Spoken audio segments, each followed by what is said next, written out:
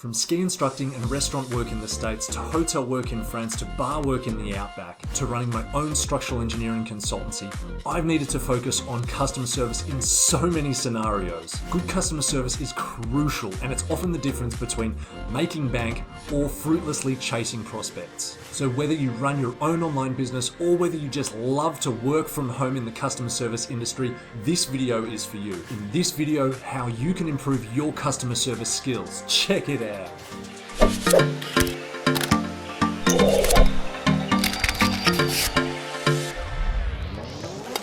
What's up, guys? It is Rowan here from LoveWorkAtHome.com, where we help you find freedom and work-life balance by sharing information on things like making extra side income, finding a work-from-home job, starting an online business. If that sounds good, hit subscribe and smack that bell so you don't miss out on the flippin' fantastic content we've got in store. Okay, now, how you can improve your customer service skills starting at number 9, which is work on your acting ability. What? What we mean by this is exude confidence. Someone is calling on your help because you're the authority, the go-to person. So even if you can't perfectly solve their issue, talk as if no one could be better at not solving their issue. You'll make it eventually, but until you learn everything there is to learn about your product or service, a little bit of fake it till you make it can shake it and bake it, if you know what I mean. No, sorry, that makes no sense. Really? No. None at all. Number 8 is to work on your problem-solving skills. Now, this is all about scrapping the script and using your intuition and initiative, really, to solve whatever issue is being put in front of you. A way that you can do this is by, whenever there's a problem put in front of you, come up with at least 3 solutions to solve that problem. Particularly in my engineering business, where there are multiple ways to design something and even more ways to build something, I often find that the first solution I present isn't the best solution for the architect or the builder. So I stall the conversation by saying, let me think about what else we can do here.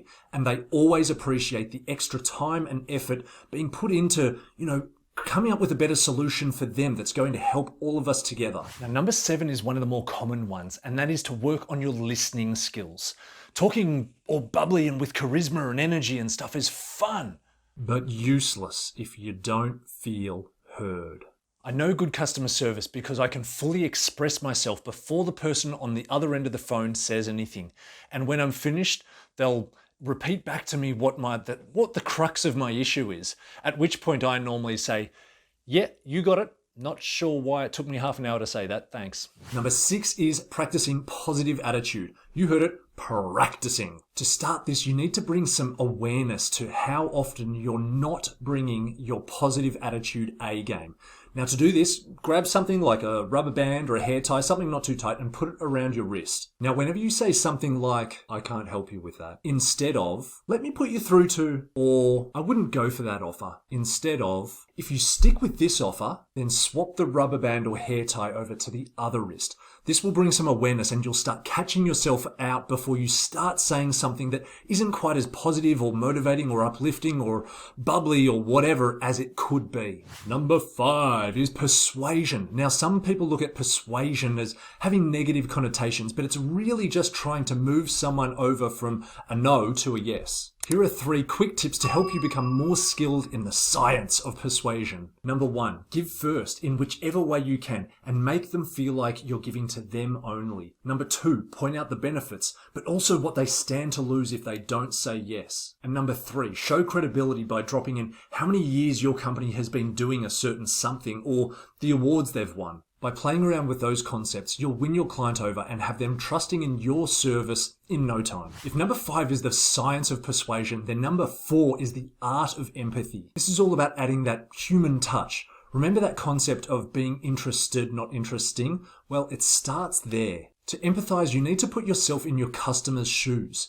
and verbalize some of the emotions that they may have been feeling. They won't always agree with you on those exact emotions, but they will know that you're listening and that you're connecting with them on a deeper level. If you say something simple like, yes, I understand, or yes, I see what the issue is, or better yet, yes, I see, that must have been quite frustrating for you, then your client will feel heard and remain calm. After all, we all just want to be heard, don't we?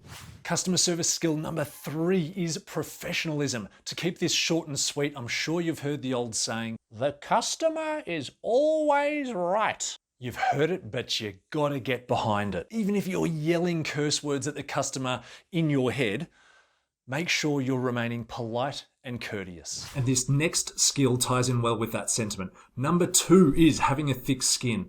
Now, in all my years, in all the different ways that I've had customer service or been at the forefront of customer service, I've only ever had customers who are polite, courteous, and well-mannered. Yeah, right. It can feel difficult needing to go from that kind of soft-shelled, empathetic, understanding side to more of a hard-shelled, thicker skin when someone's being a jerk.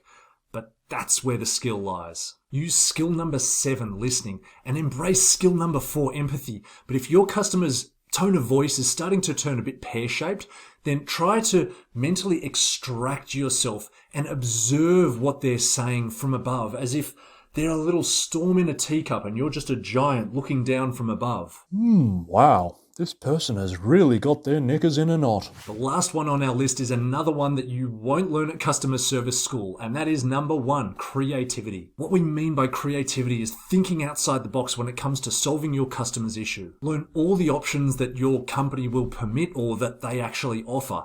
Don't just learn how to get the customers from A to B. Learn how to get them from A to B via C, or maybe from A to D to E to B, if you get me. Is there a different service, an alternate structure, a better department, or maybe a smarter system? Okay, to recap, we have number 1, creativity, number 2, thick skin, number 3, professionalism, number 4, empathy, number 5, persuasion, number 6, a positive attitude, number 7 is listening skills, number 8 is problem solving, and number 9 is acting ability. I hope you got something out of that. If there's anyone that you know that might benefit from this, by all means, please share it with them. Have a fantastic day.